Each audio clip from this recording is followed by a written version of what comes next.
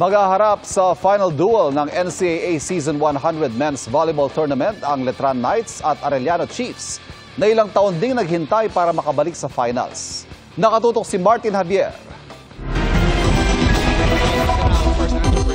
Battle of the Underdogs. Yan ang tema ng finals ng NCAA Season 100 Men's Volleyball Tournament. Ang Letran Knights, pinataob ang #1 team na Benilde Blazers. Habang ang Arellano Chiefs, tinalo ang #2 seed na Mapua Cardinals. Ito ang unang beses na nakapasok ang Letran sa finals matapos ang 15 taon. Sobrang saya kasi 15 years namin inintay ito. Yung last championship namin is 2009.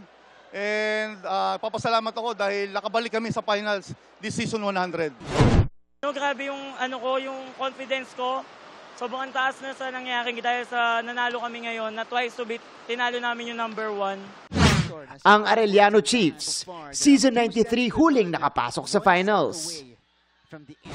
Masaya pero syempre ayaw pa namin mag-celebrate ng sobra kasi hindi pa ito yung main goal namin. Sobrang saya po na may mangyak-ngyak po kasi po nung season 98 po, finals din po dapat kami kaso natalo po kami semis and then ganun din po nung 99. Kaya ngayon po sobrang saya po namin. Mapapanood ang Game 1 ng NCAA Season 100 Men's Volleyball Finals bukas June 8, 12 noon sa PhilOil Center sa San Juan City. At live ding matututukan sa GTV at Heart of Asia. May live stream din sa social media pages ng NCAA Philippines at GMA Sports PH. Para sa GMA Integrated News, ako si Martin Javier. Nakatutok, 24 oras.